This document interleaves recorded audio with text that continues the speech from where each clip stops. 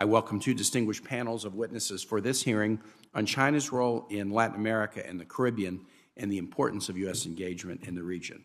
I want to thank my ranking member, Senator Rubio, for his help in crafting this hearing, for his dedication to advancing American interests and values in the Western Hemisphere. We worked together on these issues during my entire time in the Senate, and I really value his focus and his partnership. We're pleased to convene this hearing on the important topic. East-West issues receive outsized attention in the media and in our own foreign policy work, and that's understandable, but North-South ties are every bit as important because of the inextricable political, cultural, and economic bonds we share with our neighbors throughout the Americas. Last year, I had the privilege of traveling to Mexico, Ecuador, Colombia, and Guatemala. Senator Portman and others were with me. It was a bipartisan CODEL in July. We saw a region devastated by the pandemic and eager not just for American vaccines, but for deeper American engagement and leadership.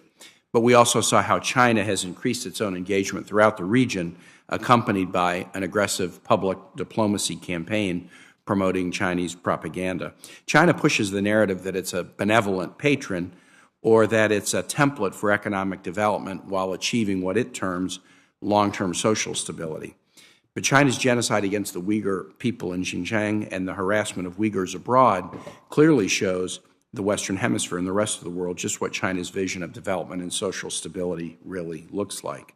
I'm thinking of Virginia's large and vibrant Uyghur American community, many of whom have family members targeted by the Chinese government or who face harassment and threats right here in the United States. Beijing's genocide against the Uyghurs shows that China's vision of stability is not truly for all of its people.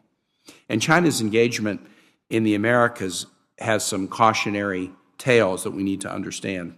Ecuador, for example, nearly 20 years ago, former President Rafael Correa promised modernization for Ecuador, embracing Chinese loans and infrastructure projects in exchange for its oil. Fast forward to today, Ecuador now lives with a Chinese-financed and built dam that's not fully operational despite being opened in 2016. The Coca-Cola Sinclair Dam required over 7,000 repairs. It sits right next to an active volcano, and erosion continues to damage the dam. The dam also caused an oil spill in 2020 that has impacted indigenous communities living downstream.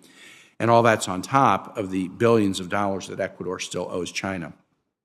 The Ecuador case is just one example, but as China continues its quest for natural resources and raw materials throughout the region, including lithium in places like Argentina, Bolivia, and Chile, or copper in Peru, these countries have to take the Ecuador example very, very seriously. Beyond its economic engagement, we know China also wants to increase diplomatic and security engagement, accompanied by a concerted effort to project soft power through its public messaging and influence activities. As we discussed at our last hearing on vaccine diplomacy, China quickly exerted its influence in Latin America and the Caribbean following the outbreak of the pandemic, despite the fact that China didn't donate, but sold most of its vaccines to the region. It successfully created the impression that the vaccines were, in fact, donated. I'm interested in hearing from our witnesses from the Department of State, USAID, the Development Finance Corp., and our second panel of private expert witnesses about how the U.S. is responding to Chinese engagement in the region and how we're deploying the elements of our toolkit. I've been critical of China in these opening comments, but one area I have to praise them. They are deeply, deeply engaged in the region. And we often hear from regional leaders, we would much rather deal with you than with China, but they tend to be at the table in a more aggressive way. And so we need to talk about the threat, but also the opportunities for us to have deeper engagement. Let me now turn it over to Ranking Member Rubio for his remarks before I introduce the panel. Well, thank you, Mr. Chairman, and thanks to your staff for working closely with mine to make sure that this came about. And I want at the outset to recognize 6 students from Florida International University who are here from Miami. I'm also an adjunct professor there. Everybody, I try to make sure, I don't grade the papers, but they used to all get A's because they're all voters, so but, they don't let me grade anymore. But it's a great university, and I'm happy they're here and able to watch this today. The Western Hemisphere is in a period of extraordinary upheaval. It's got a host of economic problems. Obviously, they've been exacerbated by COVID-19, and it's put a tremendous burden on many of these countries in the region. So without urgent action, this economic downturn, it could last for a decade. Voters in the region know this, by the way, and so that's why you've seen them more willing than ever to turn to to the promises, hollow promises of change in places like Argentina and Peru and Chile and Honduras and increasingly Mexico as well. Unfortunately, many of these newer leaders in the region have expressed admiration for the Communist Party in China's model, even as they turn a blind eye and in many cases are supportive of the regimes that are creating tremendous suffering in Cuba and Venezuela and in Nicaragua. So Beijing sees this, and they're seizing the opportunity to grow both their influence and their power in the Western Hemisphere. As an example, their Belt and Road Initiative uses massive infrastructure loans and projects to lure nations into economic and political dependency debt traps that's now spread to Argentina, Brazil, Barbados, and Panama. And in their annual report last year, the bipartisan U.S.-China Security and Economic Review Commission found that the Communist Party of China is taking advantage of its economic importance and political relationships to encourage governments across the region to make domestic and foreign policy decisions that favor the CCP and undermine democracy and free markets in the region. According to that same report, by the way, the Chinese Communist Party's armed wing, the People's Liberation Army, is seeking to deepen its engagement in the region by funding the construction of ports and space programs and other dual-use infrastructure that, frankly, is pretty clear. It appears to have no economic purpose, or to have a limited economic purpose, but could serve as future operating basis, even if rotational basis, for a hostile navy close to our nation's shores. And moreover, the Chinese Communist Party is actively exporting its governance model across the hemisphere. It's conducted party-to-party engagements with political parties in places such as Chile, Argentina, Cuba, Venezuela, Mexico. These engagements' express purpose is to teach foreign political parties the superiority of China's authoritarian system. Their intentions in the region is not to be active because they want to make life better for people living in the Western Hemisphere. They care only about power and influence. They don't care about stability or economic development. And so even as increasing exports to China boost the economies of some of the nations in these regions, the Communist Party of China is pushing countries to remain dependent on mining and the export of other natural resources instead of partnering with them to develop and industrialize their economies. It's encouraging them to weaken or even break their own environmental, social, and governance regulations by promising them increased investment from China in return. And they do this because they know that chaos in Latin America and the Caribbean would severely hurt us, destabilize us, who they view as their primary and central rival. If cartels have greater operating freedom to send drugs and violence across our border, it worsens the opioid and fentanyl epidemic and gang violence in our communities.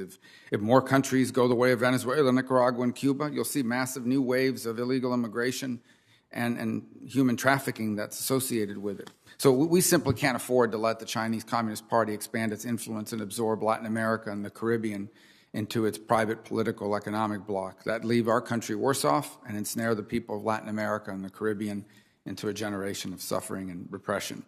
So I'm hopeful that our nation will begin to address this threat head-on and seriously to revitalize our engagement in the region with that in mind. In February, I introduced a Western Hemisphere Security Strategy Act with Chairman Menendez. It's the beginning of doing just that. It would enable the U.S. to more effectively resist drug traffickers and authoritarian governments, including those of China and Russia, through arrangements with other regional governments. I hope others on this committee co-sponsor this critical step in pushing back against the Communist Party of China and their influence efforts in the region. And I hope to learn from our witnesses today on what else Congress can do and pursue to further address the challenge posed to us by the Chinese Communist Party in Latin America and the Caribbean. Thank you, Mr. Chairman. Thank you to our witnesses for being here. Let me now introduce the witnesses, and then we'll hear from each of you an opening statement and proceed with questions. First, Carrie Hannon. Carrie is a career member of the Senior Foreign Service, is the Deputy Assistant Secretary for Public Diplomacy, Policy Planning, and Coordination. She covers issues related to the People's Republic of China for the Bureau of Western Hemisphere Affairs. Her prior overseas assignments include Bolivia, Argentina, and India, as well as spokesperson at the U.S. Embassy in Kabul. Ms. Anand has an undergraduate degree in zoology and a master's degree in Latin American studies with a concentration in tropical conservation, all from the University of Florida. Peter Nadiello. Peter currently serves as the Senior Deputy Assistant Administrator in the U.S. Agency for International Development, Bureau for Latin America and the Caribbean. Before that, he served as USAID's Mission Director in Kabul, Afghanistan. He has extensive experience in Latin America with USAID as the Mission Director in El Salvador, Colombia, and Bolivia. He also managed USAID's Democracy and Conflict Mitigation Portfolio in Ecuador. And finally, Andrew Herzkowitz is the Chief Development Officer at the U.S. International Development Finance Corp., the DFC. He's a career minister in the Senior Foreign Service and served overseas as Mission Director, Deputy Mission Director, and regional legal advisor for USAID in multiple countries in Latin America and the Caribbean from 2002 to 2013. It's great to have you all before us to discuss this important issue, and I'd like to ask you to make your opening statements in the order that I introduced you. Ms. Hannon. Chairman Kane, Ranking Member Rubio, distinguished members of the committee, thank you for the opportunity to testify on the Department's efforts related to the PRC's engagement in the Western Hemisphere. The issue remains one of our most pressing challenges and one that requires close coordination with our interagency colleagues, international organizations, and allies and partners around the world. Just as important, it requires strong cooperation between the administration and Congress, so I welcome continued engagement on these issues with the committee and the chance to be with you today. Our strategic goal remains promoting a more democratic, inclusive, secure, prosperous, and climate-resilient Western Hemisphere aligned with U.S. values and interests. The pandemic has exacerbated the Hemisphere's longstanding challenges of inequality, corruption, and weak democratic institutions, rendering the region more vulnerable to the PRC's aggressive and coercive tactics. We do not respond to this challenge by trying to force countries to choose between the United States and China, but rather by proving that we are better partners committed to advancing shared interests and values. We work with our allies and partners to help their democracies deliver for their people. We insist the PRC respect our hemisphere's democratic values and international labor, social, and environmental standards as it engages in the region. As the Secretary laid out in his speech in Quito last October, we're helping the region's democracy deliver across all fronts. Our efforts seek to deliver mutual benefits for our partners, not one-sided deals. The Summit of the Americas in June, whose theme is Building a Sustainable, Resilient, and Equitable Future, will provide a critical opportunity for the President to gather the region's democratic leaders and the agreed concrete outcomes to promote a prosperous and democratic hemisphere. The summit will provide concrete solutions to challenges that our partners face on issues like recovering from the pandemic, creating good-paying jobs, and transitioning to a green future. We also work with like-minded democratic allies and partners from outside the hemisphere. The European Union, Japan, the Republic of Korea, and Taiwan all help promote stability and growth in the region. With 8 of Taiwan's 14 official diplomatic partners in our hemisphere, one of our top goals remains countering the PRC's aggressive campaign to induce countries to switch recognition to Beijing. On the economic front, we focus on ensuring competitive and transparent investment environments that help level the playing field for U.S. companies. We sent more than 24 U.S. technical delegations to the region since 2018 to share best practices on procurement reform, foreign investment screening, and other initiatives that make countries attractive, competitive business environments. These trainings help our partners ensure their engagements with the PRC meet high standards on transparency. We need to work with partners to help ensure regional investment remains transparent, competitive, and private sector driven while upholding environmental and social safeguards. On security, the proliferation of PRC-linked telecom and surveillance equipment in the region highlights risks to human rights, national security, and privacy. Many of our technical delegations engagements have focused on ICT, including 5G and cybersecurity. While the PRC's military presence in the region remains limited, we must maintain our position as the region's principal security partner, including in military cooperation from training to equipment sales. We must also counter the PRC's propaganda and disinformation campaigns in the region. We saw and countered PRC-affiliated social media accounts attempting to redirect concerns about COVID-19 toward bogus claims of it originating in the United States. We are doing the same as we see PRC efforts to spread disinformation about Russia's further invasion of Ukraine. The Global Engagement Center works with us and our field-based officers to address propaganda and disinformation, and we build resilience through targeted support to independent civil society organizations and journalists. We are also laying a foundation so that rising generations in the hemisphere know PRC disinformation when they see it and reject it.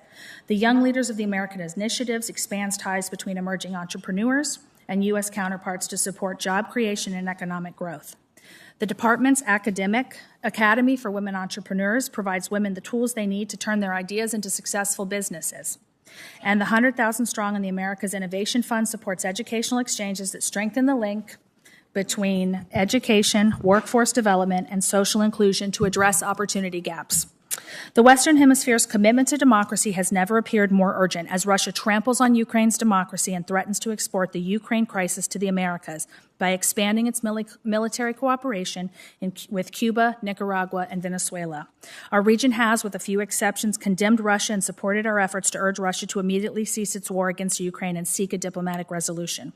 Our allies and partners have seen the stark contrast between our position on Russia's further invasion and the PRC's position, as PRC diplomats elevate the Kremlin's propaganda and seek to protect Russia from condemnation in international bodies. Thank you for this opportunity, and I look forward to your questions.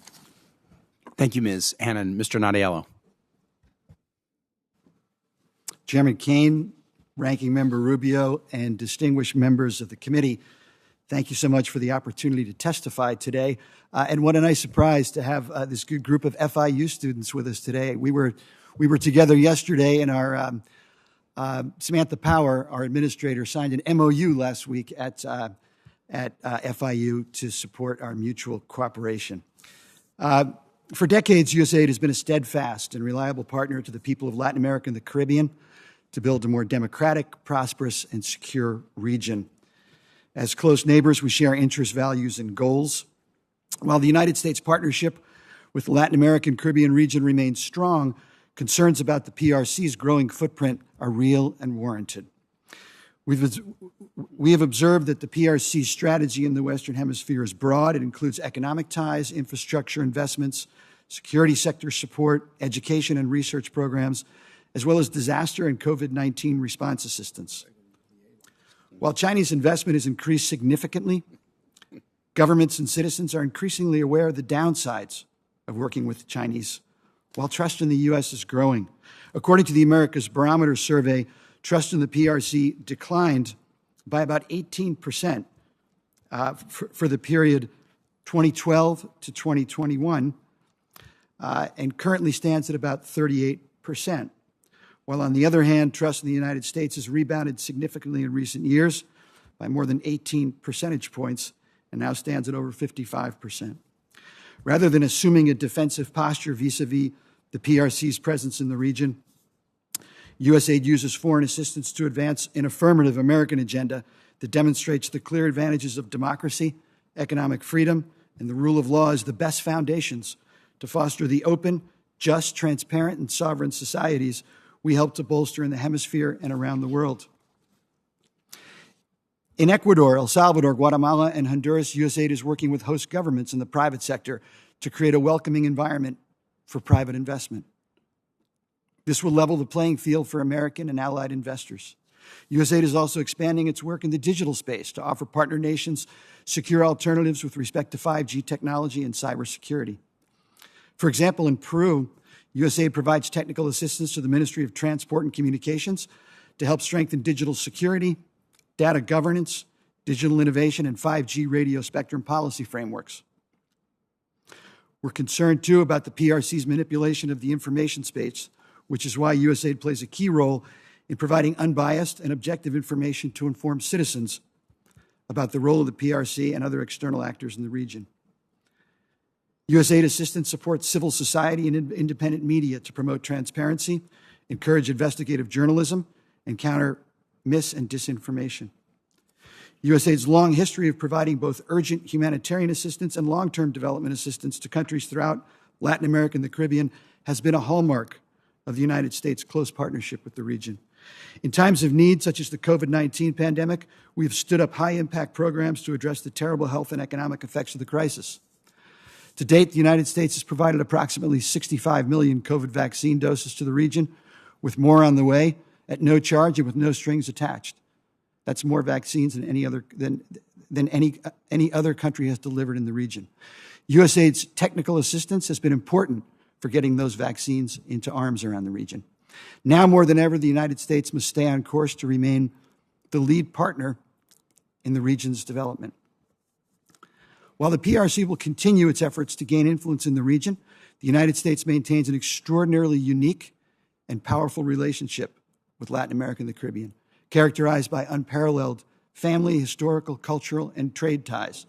These serve to bind the fate of the United States with its closest neighbors and constitute important assets upon which we must continue to build bonds of trust and partnership. We're a community with shared democratic values and experiences. By working with our allies and partners in accordance with our approach to development, we can continue to strengthen the Western Hemisphere's democracies, its prosperity, and its security. We are clear-eyed about the autocratic alternative, which we know is terribly destructive to freedom and well-being. Thank you, and I look forward to your questions. Mr. Herzkowitz. Good morning, Chairman Kane, Ranking Member Rubio, and distinguished members of the subcommittee. Thank you for inviting the U.S. International Development Finance Corporation, known as DFC, to testify today on our efforts to catalyze private investment in Latin America and the Caribbean. DFC brings values-driven, high-quality investment support to the region and plays an important role in the whole-of-government approach to countering the People's Republic of China. DFC partners with private businesses and banks to mobilize capital in support of sustainable economic growth, poverty reduction, and development that advances U.S. foreign policy interests. These objectives converge in Latin America and the Caribbean, a region with significant infrastructure needs, high rates of inequality, and pressing development needs, and a region where the PRC has devoted increased attention. We offer companies transparent and accessible financing options that advance development, including equity investments, loans, loan guarantees, political risk insurance, and technical assistance. DFC has more than a $10 billion portfolio in the region, and just last year we did $2.2 billion more. We're excited to use our recent new robust congressional appropriation to ramp up our support for projects in energy, transport, ICT, and other infrastructure, as well as healthcare, agriculture, and financial services.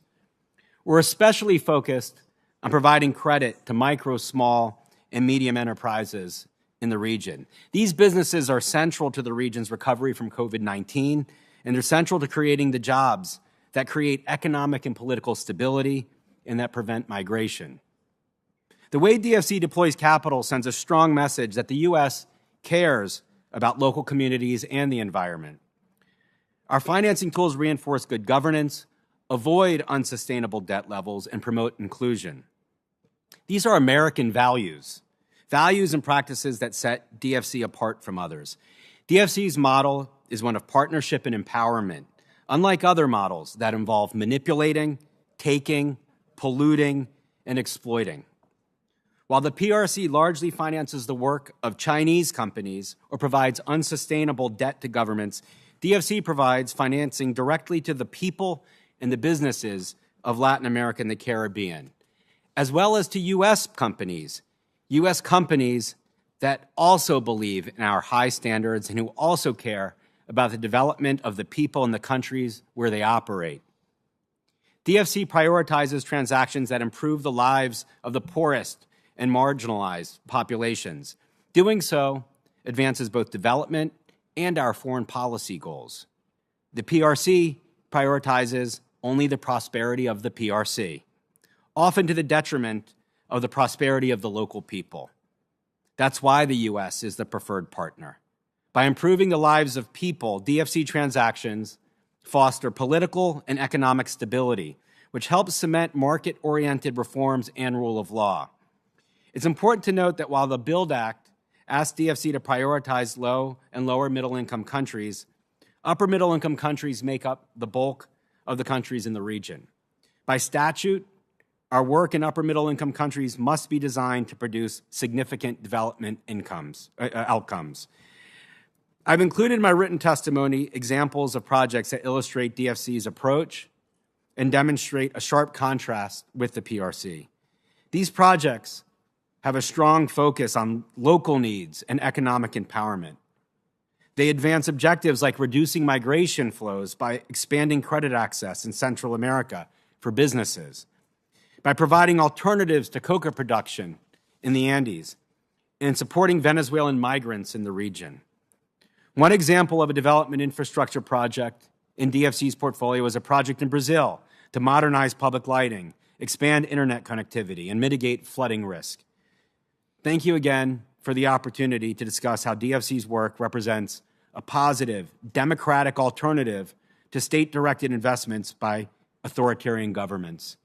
DFC advances foreign policy and development goals. I also thank my fellow witnesses on the panel for their partnership. We work closely with their agencies to identify new deal flow, to provide complementary technical assistance for DFC-supported transactions, and to create an enabling environment for private investment in the region. I look forward to your questions. Thank you, Mr. Herzkowitz, and we'll begin a round of 5-minute questions. And I'll begin with you, Ms. Hannon. A lot of the competition with China in the hemisphere and around the world comes down to messaging and information. Talk to us about, you testified briefly about this in your opening comments, how your agency's public messaging strategy to counter China, and how do you engage with the Global Engagement Center to accomplish that goal? Thank you, Chairman, for your question. China spends at least 5 times as the United States does on public diplomacy and influence activities, but despite their inroads into the region, the U.S. still is the preferred shared values in the region. We consistently are the preferred partner. They bring every tool of the state and private sector to spread disinformation, and we aim to puncture their narrative by offering open research and to build resilience and limit the space where the PRC manipulation can thrive. They have established media cooperative agreements with partners, and we have seen journalists self-censor themselves or be encouraged by embassy officials not to tell the truth or shine a light on PRC malign activities. We seek to share credible third-party research with influencers and journalists. We partner with the GEC to do this. We have programs in the region that are strengthening the resilience of populations, civil society, investigative journalists, as well as empowering governments to recognize and push back on disinformation and propaganda. I would also recognize Canada as a critical partner in this region addressing disinformation. We work with them closely. One other thing I'll point out is that there are 63 Confucius Institutes in Latin America, but there are over 120 American spaces run through our embassies, the binational centers. It's a tool where we're able to share our values. We have Fulbright exchanges. I already mentioned Academy of Women Entrepreneurs and our young leaders, all of which allow us to build strong relationships and share the values that we have outlined before. Thank you. Thank you. Mr. Natiello, one of the issues that comes up a lot in Latin America now is the fact that many of our Latin American countries have been supportive of Taiwan, and then that leads to significant pushback from the PRC. Can you talk about USAID's work with Taiwan, especially in Latin America? Thanks for that question, Senator. USAID seeks to actively partner with Taiwan around the region. We currently have several ongoing activities with Taiwan around Latin America and the Caribbean.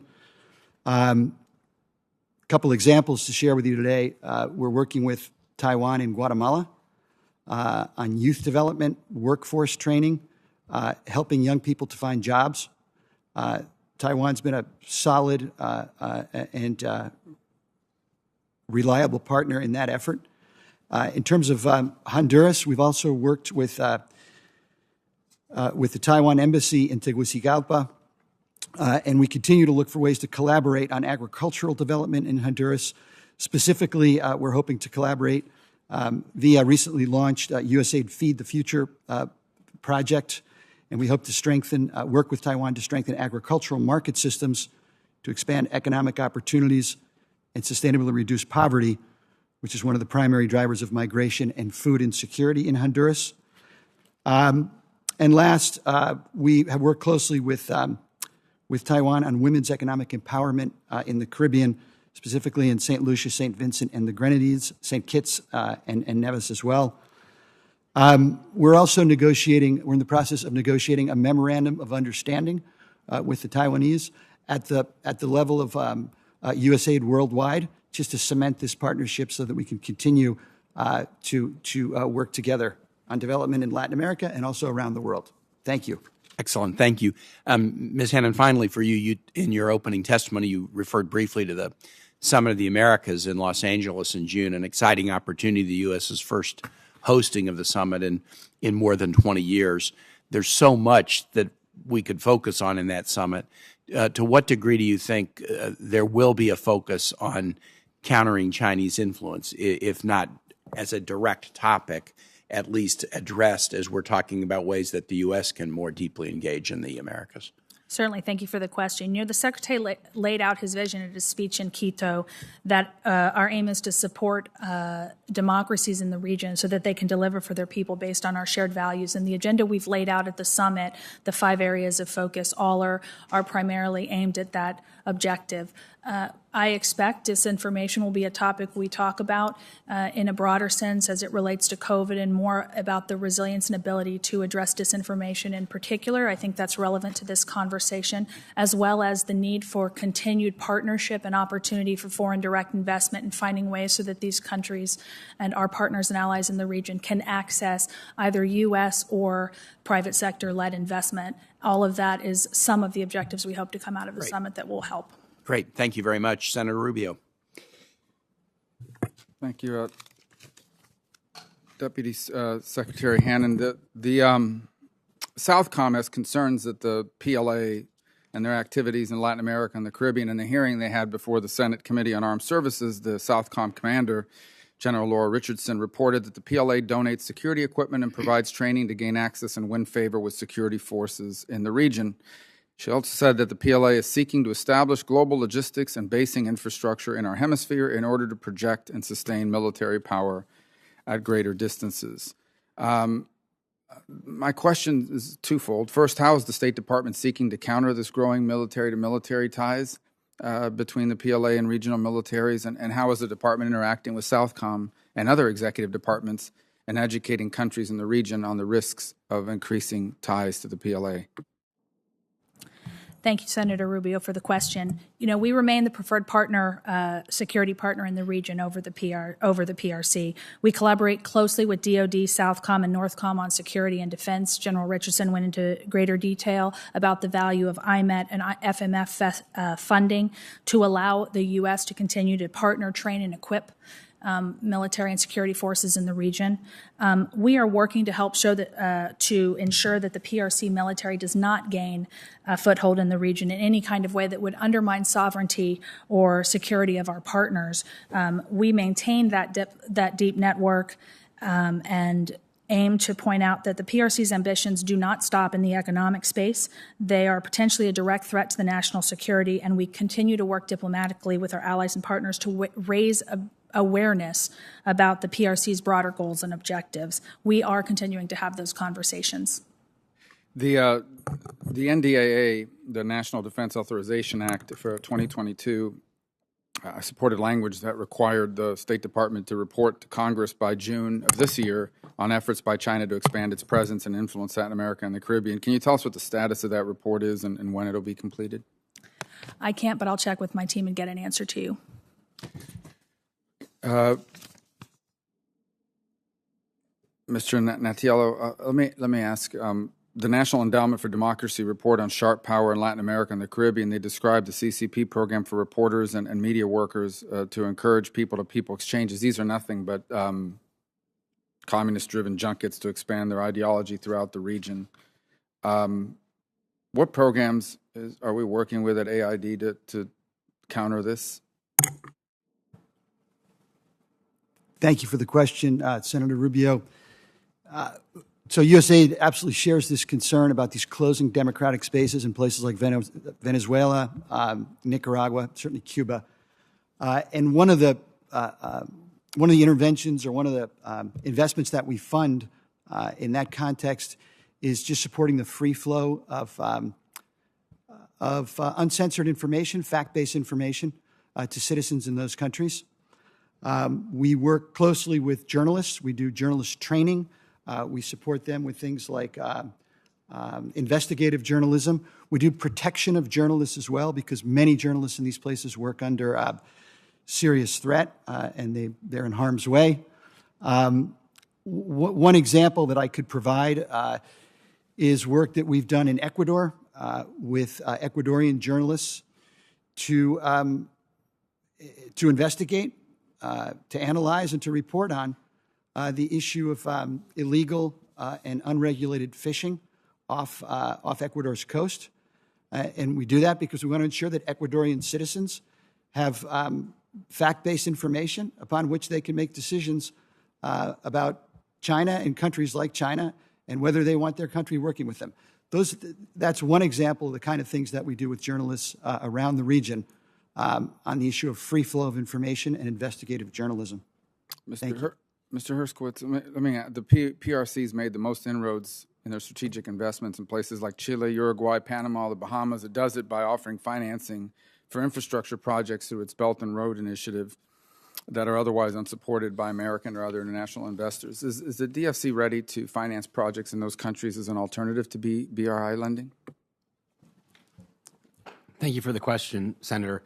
Many of the countries that you've mentioned are high-income countries, and DFC doesn't currently have legislative authority to support investments in the high-income countries, but we continue to look for opportunities to support strategic investment, whether it's in infrastructure, mining, or other strategic investments that will advance U.S. values. Well, that's why we have an Inter-American Development Bank. So isn't the fact that they're classified as high income an argument for supporting a capital increase to the Inter-American Development Bank and its private sector arm, IDB Invest, which doesn't have those restrictions?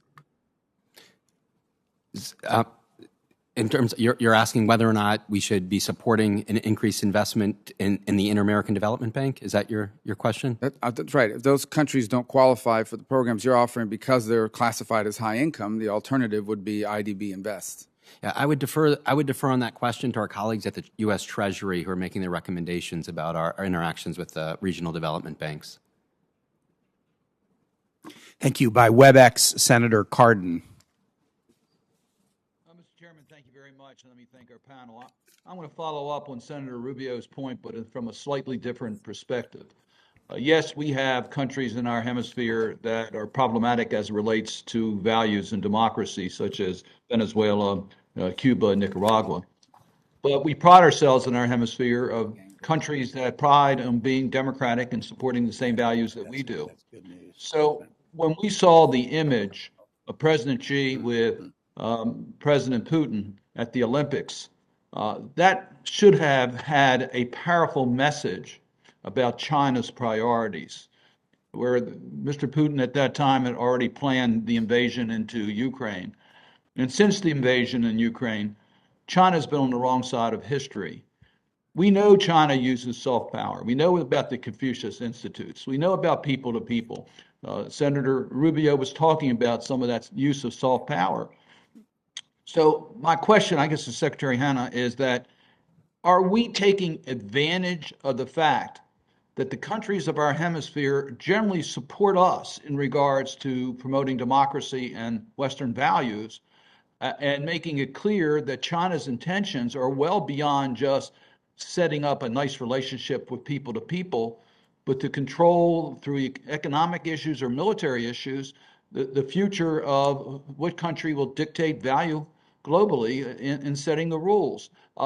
It seems to me that's a powerful tool that we have in our hemisphere. I'm curious as to whether we have a strategy to utilize that.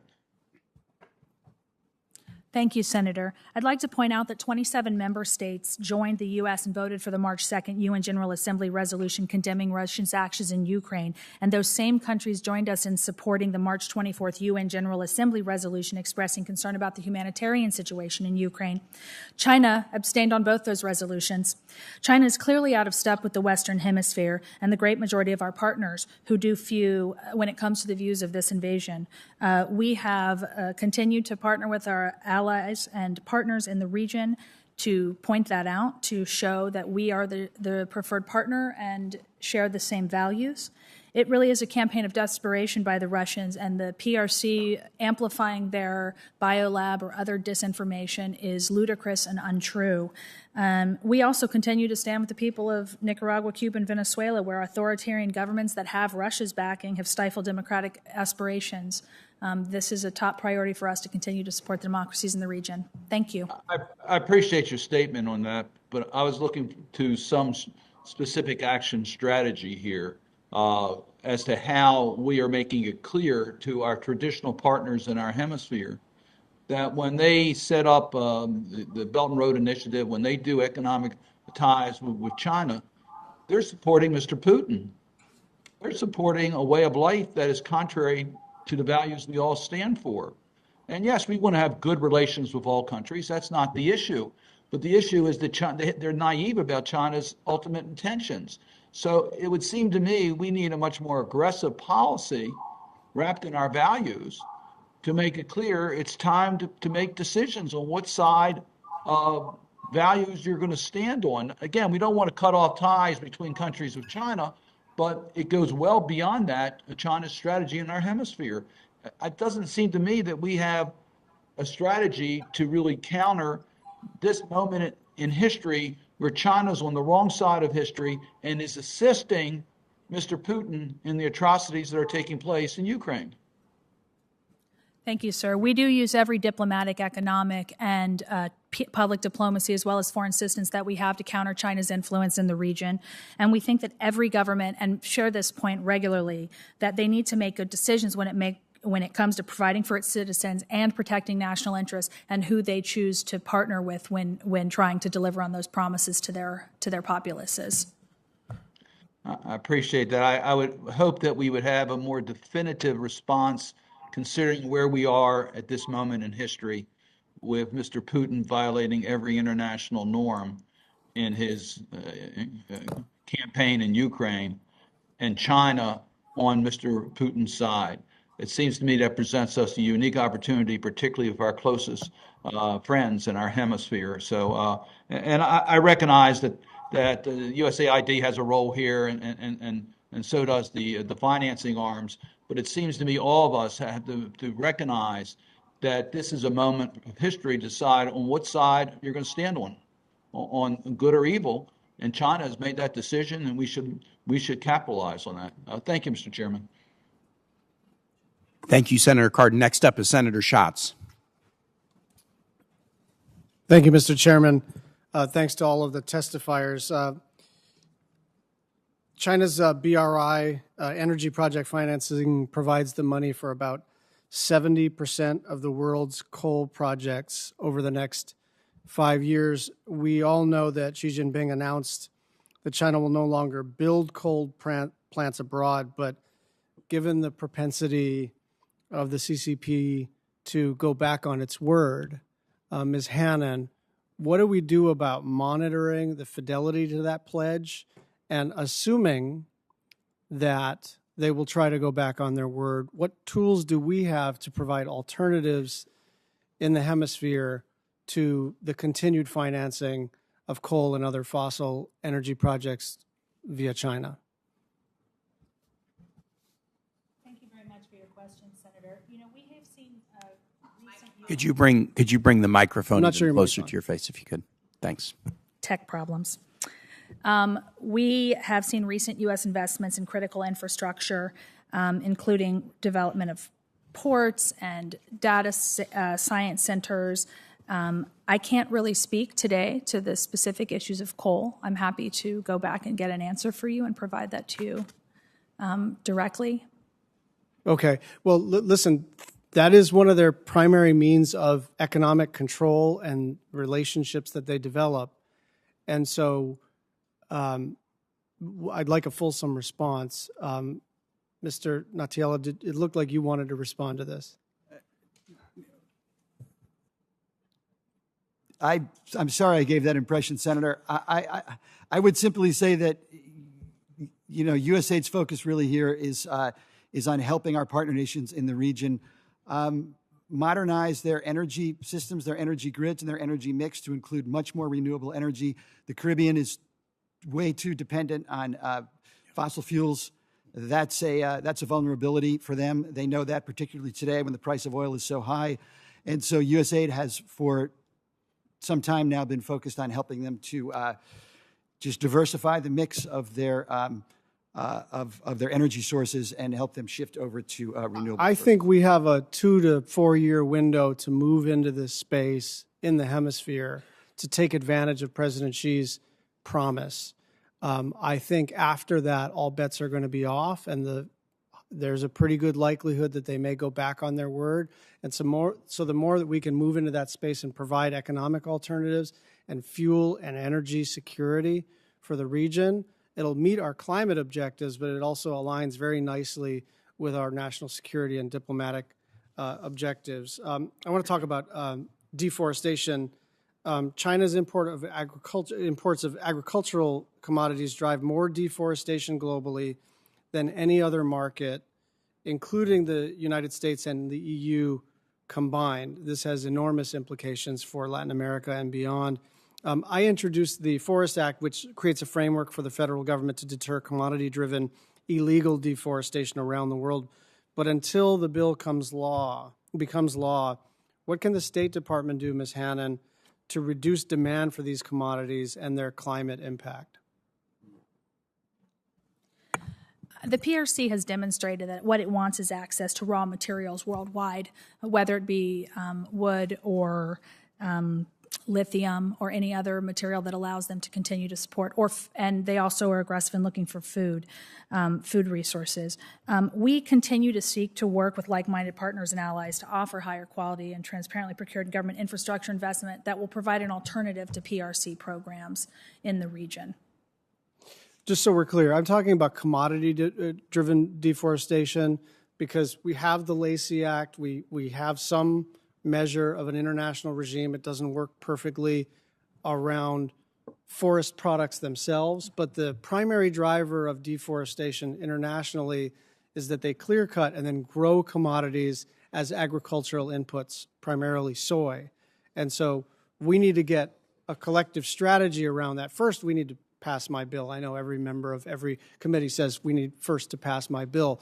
But failing that, the State Department has plenty of tools to implement a strategy. And I'll just offer one last question for the record regarding CCP influence on press freedom, which I look forward to your answer on. Thank you.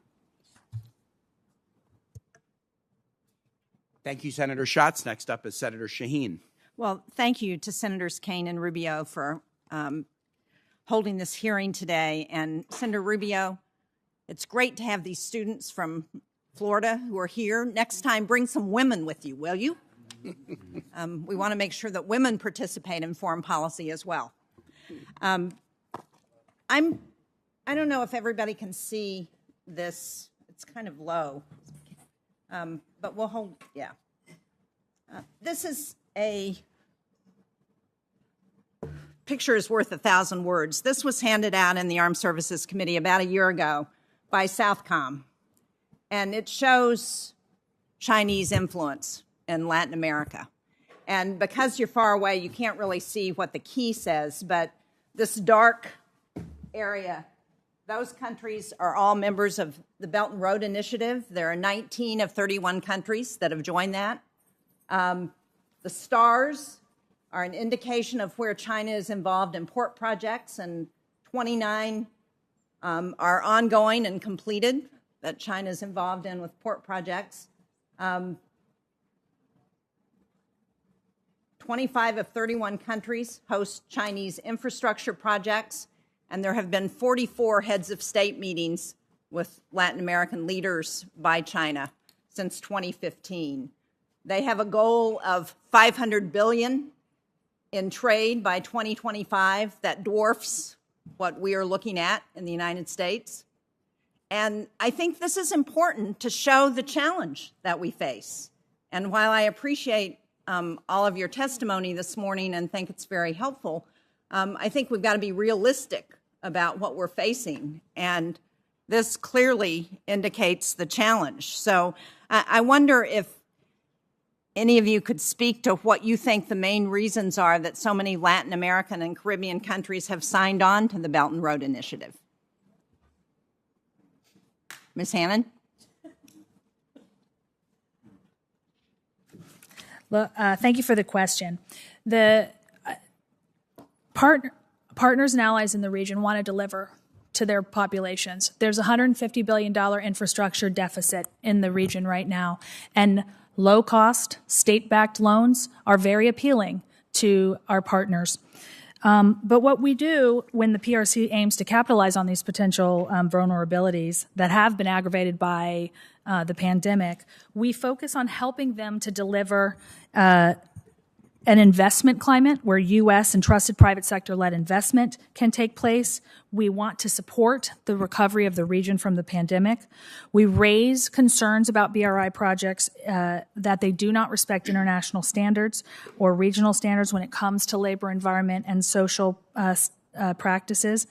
But what we do try to do, we've sent over 24 technical delegations to the region to help with procurement and investment screening. We do what we can to help our partners be able to deliver and create an environment where private-led investment and or U.S. companies have an environment where they can offer up alternatives to these governments.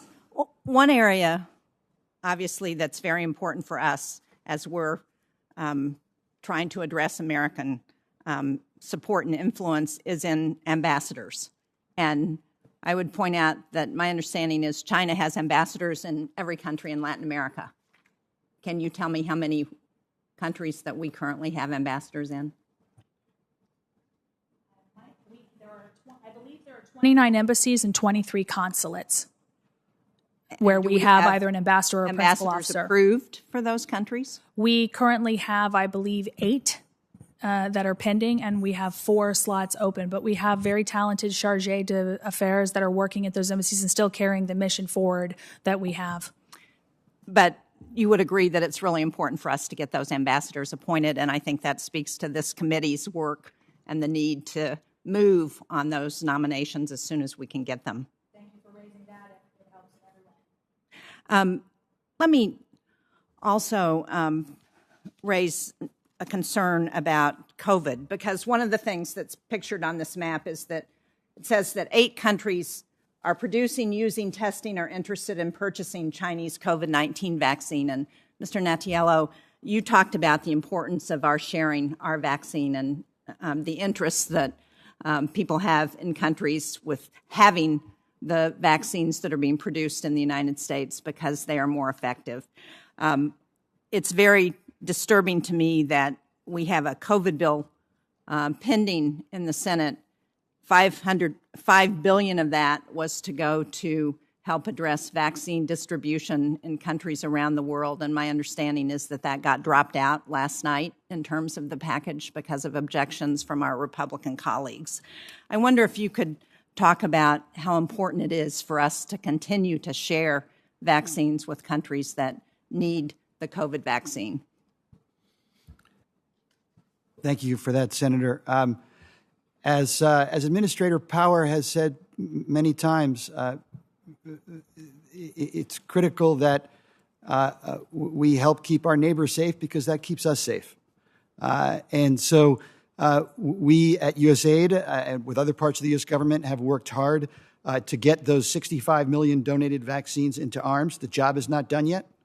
We continue to work hard on it. The administration's goal is 70% of the population in the region and around the world having 2 doses by September. So we're not there yet. So we continue to need to not only donate vaccines.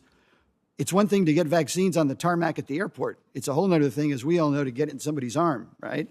And so USAID provides significant technical assistance to governments around the region to do that, to work on the cold chains, to work on the logistics, to work on the planning, et cetera. And the resources that the U.S. taxpayer and the Congress have generously provided us with have been extraordinarily helpful to meet this challenge. Thank you.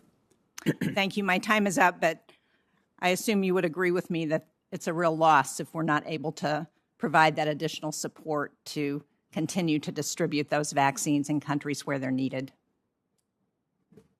Yes, thank you. You don't need to answer that. It was a rhetorical question. Thank you. Thank you, Senator Shaheen. Senator Risch is next, and I understand Senator Risch has a valuable guest with him.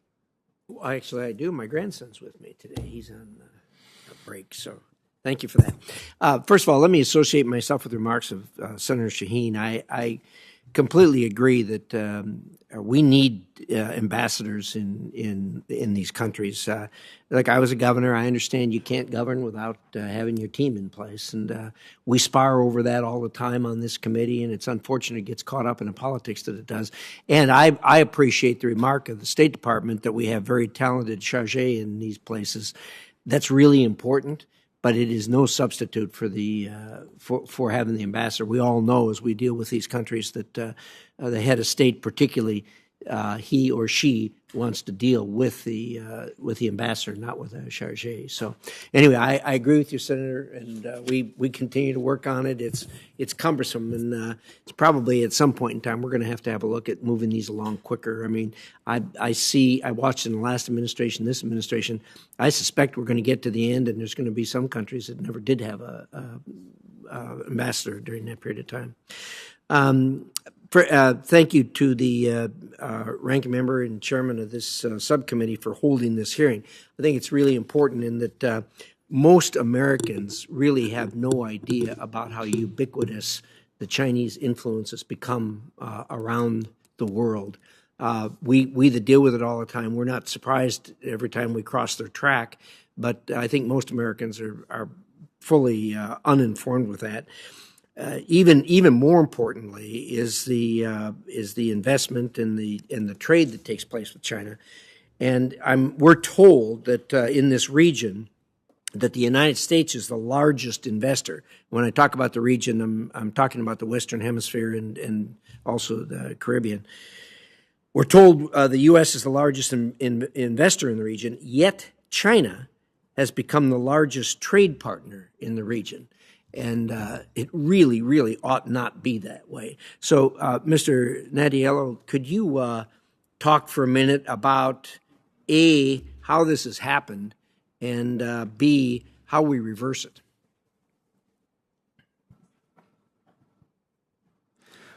Thank you, Senator. And what I can say on that is that USAID's focus has been on really helping our partner nations in the region to help create the enabling environment and a level playing field for greater U.S. investment in the region.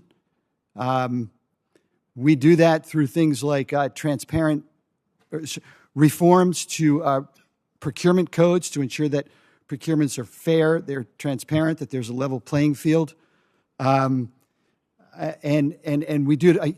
Again, we do that around the region. One example I could share with you is what we recently did in Colombia with an energy auction, where we helped the Colombians understand the best approaches and the best rules for approaching the challenge of energy auctions and increasing the supply of clean energy in their economies. That led to not 9 firms stepping up. None of those were Chinese. Several of those were U.S. firms. They came in with bids that were 15% below the market price for energy in Colombia. So it was a win in terms of investment. It was a win in terms of trade. It was a win in terms of the environment. And that's just one example of the kind of things that USA does around the region on trying to enhance investment. I appreciate that. Mr. Herzkowitz, this is more in your wheelhouse. You want to take a run at this? So one of the things that I thought was wonderful about the BUILD Act when you created DFC is that you lightened up the U.S. nexus requirement, where previously we were only supporting transactions where there was some strong U.S. nexus. And while it seems counterintuitive that lightening that up would actually create opportunities for U.S. businesses, let me explain why this is great.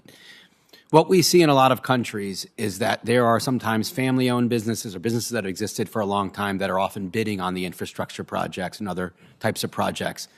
When we have that connection to that local company, that then gives us insights into trade and investment leads. I think back to a time when I visited a company in Ghana once, and it was a Power Africa supported transaction that was not a U.S. developer, but they sat down and they put up on the screen 19 different U.S. companies that were providing services or other types of products on that transaction. So one of the things we've been doing increasingly at DFC is we've been doing town halls and working closely with USAID and State Department to identify these types of local companies so that we can increase that two-way trade and also identify trade and investment leads for U.S. companies. Well, thank you. I think it's critical we focus on this. I mean, this is a situation that's in our own backyard and gotten away from us, and obviously it'll be a challenge, but we need to focus on it. My time's up. Thank you, Mr. Chairman. Senator Risch, next up is Senator Markey. Thank you, Mr. Chairman. I mean, this is all pretty simple to me. China has a plan. We don't have a plan. If we want countries to be grateful to us for providing a vaccine that does work, we have to fund it. A vision without funding is an hallucination. So they're going to go, they're pragmatists in all these countries all around the world. Are we going to do it or not? Are we going to signal that we're in the game or are we not? Very simple. We now got a bill, we call it the Competes Act. We know it's the China bill. Actually, we're not supposed to say that word. Why is that? Well, because our semiconductor industry failed us, just totally failed us. So the American taxpayer is going to have to bail them out. That's sad. That's not a plan. That's not a plan that our country had or our companies have. We're stalling on passing a bill that could create a clean energy revolution in our country. Why is China in these countries? Well, they want their natural resources. They want the lithium. They want the other sources. Well, if Donald Trump says we're not going to increase the fuel economy standards of the vehicles which we drive, if he says we're not going to have standards for solar and wind, well, then our companies all say, well, we're not going to have a plan because we won't have to have a plan to go to other countries in order to get the natural resources that we want. And meanwhile, China says, what a great economic opportunity for us to move into the future. Thank you, American private sector. Thank you, American automotive industry, for not wanting to improve your fuel economy standards. Thank you to the Trump administration for slowing down dramatically the deployment of wind and solar in our country. Great. But don't be surprised that they're going to Chile, that they're going to Bolivia, that they're going to Argentina to lock up these resources. I'll just give you some really scary numbers. There are 86 million tons of identified lithium resources on the planet. 49 million of the 86 million are in the Golden Triangle. That's Argentina, Bolivia, Chile. So what's our plan? If I ask you to describe what our plan is in order to make sure that those resources are directed towards American industries and interests, and that we're doing it in an environmentally sound way, not the way the Chinese do it, what's our plan? China has a plan. We're better than China, but we can't beat them without a plan.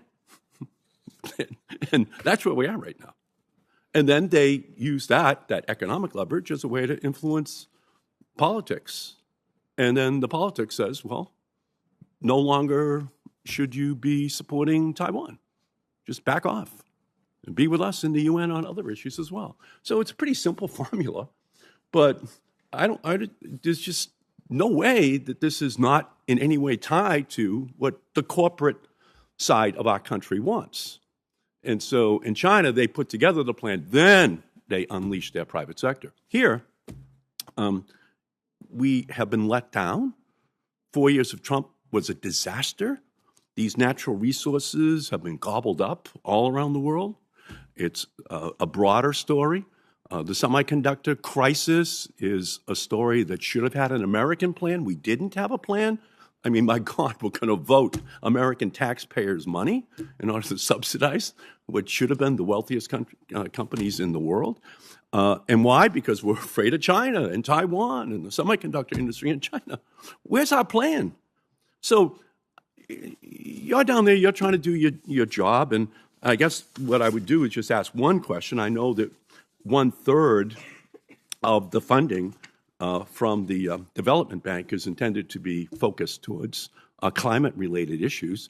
Could you talk a little bit about that? And what is the plan for us to be dedicating those resources in the years ahead? And hopefully we will get full funding from all the members of the committee. Otherwise, we're going to be in total violation of the first law of holes, which is when you're in one, stop digging, because the holes we're in don't find lithium. They don't find any other valuable resources. We're just absolutely going to have crisis after crisis, all related to a lack of planning. So if you would, I would love to hear what the plan is for the bank. Thank you, Senator, for the question. I think as we've all learned, both from the COVID pandemic as well as from the current war in Ukraine, the importance of diversifying the global supply chain and bringing some either home or closer is something that we all agree on. And DFC has been very aggressive in that regard. Even when we look at the issues of solar supply chain, we've taken very seriously the issue of the treatment of the Uyghurs in Xinjiang to try to see where we can find opportunities to produce solar outside of that area as well. Recently, DFC approved a $500 million transaction to produce solar panels that don't rely on polysilicon with First Solar, a U.S. company with operations in Ohio and Arizona.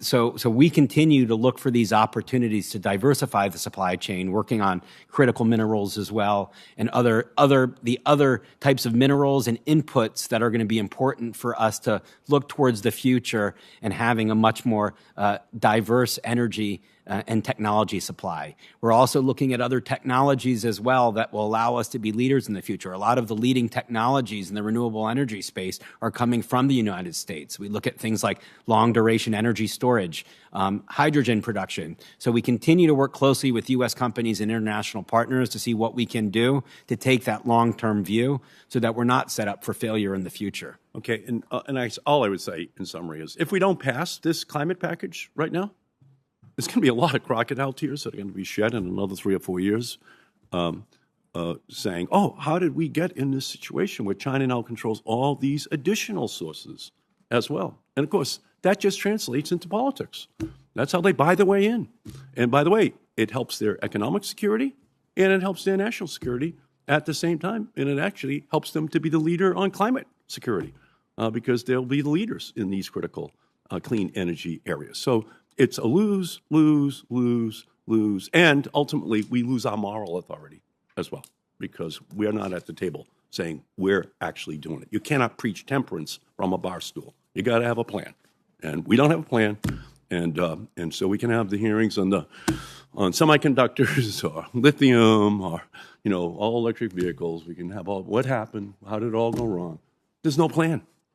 And they're capitalizing upon it, and a lot of it just comes back to this clean energy agenda and the natural resources that are needed. Thank you, Mr. Chairman. Thank you, Senator Haggerty. Thank you, Senator Kane. Senator Markey, just a follow-up point on your concern on semiconductors. I share your concern on our strategic posture with semiconductors, and I want to thank you and all the members of this committee for supporting the legislation that I put forward along with Senator King to shorten the permitting process for semiconductor fabrication plants here in America. We took the FAST 41 language from the infrastructure program, applied it to strategic industries like chip fabrication here in America, and essentially we'll take a 5-year permitting process and compress that down to 18 months. We're not going to skip any processes, but we're going to make the process better and more efficient. That will make us more competitive. It doesn't require subsidies to do that. And so if you think about the pace of technology change in semiconductor industries, this is going to help us a great deal. I'd like to turn my first question for this panel to Deputy Assistant Secretary Hannan. And I'd like to talk to you about something that's of deep concern for me as an American, as a parent. What has been happening here, according to the Center for Disease Control and Prevention, drug overdose deaths in America just over the past year have now exceeded 100,000 young Americans. We read about it every day. Mexico remains the major transit and production point for the illegal drugs that are coming into this country. And behind all of this is the Chinese Communist Party, who are routing fentanyl and the precursor chemicals to make fentanyl into Mexico. Back in back at the G20 that was held in Buenos Aires, I was actually dialed into the call as we were preparing for a meeting between President Xi and President Trump. President Trump told President Xi he wanted to stop the flow of fentanyl coming into America. President Xi agreed to this, but he never agreed to stop sending the fentanyl and its precursors into Mexico. And what we've seen now with the collapse of our southern border is a dramatic increase in the flow. As I mentioned, 100,000 deaths from overdose just this past year. It's the largest killer of young people in America today. And I'm very, very concerned that this has now become a major national security crisis. This drug epidemic that's killing tens of thousands of Americans is becoming a national security crisis here in America. And I'd like to know, Secretary Hannan, specifically, what % of the drugs coming across the border include fentanyl coming from China? Sir, I'd have to get you that exact number. I don't have it in hand. Does the State Department have this information? I'd have to check with my colleagues in INL and others to confirm that. Given the level of the epidemic that we've got right here, given the fact that this is a war that's being waged by the Chinese Communist Party through Mexico on our youth, I think the State Department ought to have this data at its fingertips. I hope that you will get this to my staff as soon as possible, because if we can't know the numbers, how do we hold China accountable? Do you have a plan to hold China accountable for this? We work closely with all of our partners in the region to address the various issues that we face with the PRC, this being one of the most important, as you've indicated. We will continue to dialogue with the Mexicans and make every effort we can to hold the Chinese accountable for what they're doing in this. Could you sort of set aside the State Department ease rather than partners in dialogue? Can you tell me what entities you're partnering with to address the fentanyl and the precursors that are coming into Mexico and are coming across this border to kill our kids? I'm going to include that in my answer to you when we provide you the numbers, sir. I'm shocked that you don't have a ready answer for this. Given the magnitude of the problem, this should be first and foremost in terms of your priorities. It certainly is in mine. Next question, I'd like to talk about the DFC. Mr. Herzkowitz, last week I wrote to the CEO of the DFC, Scott Nathan, noting that the year-long increase in energy prices makes it clear that American energy's role in the global market is critical for both our national security and for the health of the economy. And dependence on strategic adversaries like China and Russia and their allies like Venezuela, depending on them for our energy means, makes us unacceptably vulnerable. American energy companies have world-leading expertise in all sectors, and the DFC should be encouraging their efforts in all sectors. So my first question is, what efforts are the DFC undertaking to help fund and enable investments that would encourage U.S. companies to deliver cheap, reliable, and environmentally responsible energy for the world, including fossil fuel, nuclear fuels, and the mining industries? Thank you, Senator, for the question. DFC's current development strategy has set a very ambitious goal of doing $10 billion of investment in the energy sector. We also recognize the importance of not just energy for development and for production, but for energy access as well. So we also have a goal of making sure at least 10 million people get access to electricity from the work that we're doing. Our approach with respect to energy still remains largely technology agnostic. We look at a few factors. Number one, we have to look at what resources the country has and what makes sense for the country itself. The transactions have to be commercially viable. We don't support any technology for the sake of supporting a technology, but we want to make sure that this is something that the private sector would support.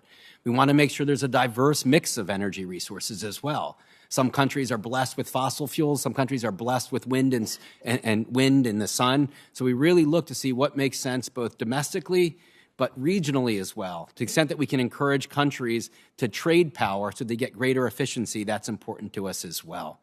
So we look forward to continuing to working with you and engaging with you in this area. Yeah, my great concern is that I don't want us to miss opportunities where we could help a country move incrementally in the right direction, and in that void have other nations that perhaps don't have our environment in front of mind come in with dirtier solutions when we have an opportunity to incrementally help, just because we're so focused on maybe an end goal that technologically just isn't appropriate for the nation we're trying to help at that time. Yeah. We prioritize development and geopolitical significance in the work that we're doing as laid out in the BUILD Act, and this is why we continue to look at all technologies. Thank you. Thank you, Mr. Chairman. Thank you, Senator Haggerty. Chairman Menendez. Thank you, Mr. Chairman. And with authoritarian regimes threatening freedom, prosperity, and democracy in the Western Hemisphere and around the world, this hearing couldn't be more timely, so I thank you and the ranking member for holding it. Across Latin America and the Caribbean, China is using everything from finance to fishing to technology, even vaccine access, to influence a greater and greater share of its abilities within the hemisphere. In the face of these challenges, the United States can't stand idly by. We have to do more to compete in the region. And we have to stop taking our own hemisphere for granted. That's why last Congress I introduced the Advancing Competitiveness, Transparency, and Security in the Americas Act. It was the first ever legislation focused on strengthening U.S. competition in Latin America and the Caribbean. It expanded our financial tools and diplomatic presence It countered corrosive economic practices. It worked to secure the region's physical and digital infrastructure, and it boosted support for civil society across the Americas. And I'm pleased to see many of its provisions were included in the U.S. Innovation and Competition Act, which we're on the verge of passing. There are important steps as we deal with authoritarian threats, but we can't stop there. And I have a real concern. I've heard some of the testimony or questions raised by some of my colleagues. I share in them. You know, China is aggressively all over the hemisphere. I can't tell you how many leaders in the hemisphere I've been talking to as they face the challenges of energy and are ill-equipped to deal with those challenges. We see the challenges we're having ourselves. I understand the president just announced 1 million barrels a day release from the SPRO, but they don't have a SPRO. And in countries like some of these countries, the Dominican Republic, the Caribbean, and others, that effect can create civil unrest. If the prices spike up, we're going to have a huge problem. We have a huge problem coming out of the pandemic with the reality that, IMF requirements, without being eased and extended over time, not relieved, not forgotten, but eased and extended over time, these countries are not going to be able to meet it. Look what we did to spend to try to meet the pandemic in our own country. They don't have that ability. So, and we see the consequences of this in civil unrest, as we saw in Colombia when it was pursuing an IMF-related element. It just seems to me that we do not have a strategic, comprehensive plan. And so when China goes and says to one of these countries, I won't mention them, but the president told me himself, we'll give you $400 million. When China says, we'll finance your energy costs, the reality is that we may not be able to go dollar for renminbi, but at the end of the day, we're going to have a much more robust response. And so, I think of the IDB, for example, as an entity that can help us meet that response. But for some reason, the administration seems to have a challenge working with the IDB, even though the IDB, from everything I've seen in their agenda so far, is doing everything the administration would want to see. And finally, kicked out China to a large degree. China was using the IDB as their sales agency in the hemisphere. Imagine that, mind-boggling. And our directors there basically allowed it to happen. Thankfully, there's new leadership there that is moving in a different direction. Leadership that includes Taiwan, which I'm sure China won't be happy about. So, Deputy Assistant Secretary Hannan, do you agree that the Inter-American Development Bank plays a critical role in sovereign lending? Wouldn't a capital increase expand that role? I leave that to my colleagues at USTR to comment on that, but I do agree that we need to find additional financing mechanisms in Latin America to give our partners there more ability to partner with other outlets than just the PRC. Well, unless I'm mistaken, your title says you are the Deputy Assistant Secretary for Diplomacy, for Policy, for Planning, and for Coordination of the Western Hemisphere. Why can't you speak to that question? We have a broad strategy to address China in the region that touches on all of the issues that you have raised, as well as the remainder of the senators on the honored senators. I am reluctant to comment on another agency's goal, but I do think we need to see increased opportunities for U.S.-led and other private sector to invest in the region. Well, it's shocking to me that you can't comment on the Inter-American Development Bank as a tool that is very viable, because I don't know, the DFC has some tools, but it's limited depending upon the nature of the country's development or not, whether it can participate in it or not. So what are we going to use? Because if China's doing all of this and all of us see it up here, if we can see it, and it's not our job to be in the midst of this day in and day out, as it is your job, then something's wrong. There's a clear disconnect. Let me ask you, maybe that you can answer this one for me. The U.S. Coast Guard has called illegal, unreported, unregulated fishing, otherwise known as IUU fishing, the primary global maritime security threat. IUU fishing fuels drug trafficking, it perpetuates forced labor practices, it threatens biodiversity, sovereignty, economic livelihoods of affected countries. The People's Republic of China is the largest perpetrator of IUU fishing.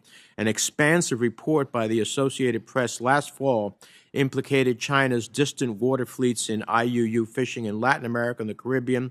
Chinese flag vessels in the region increased at least 13-fold between 2009 and 2020, and the report documented them engaging in extensive illegal fishing off the coast of Argentina, Chile, Ecuador, and Peru.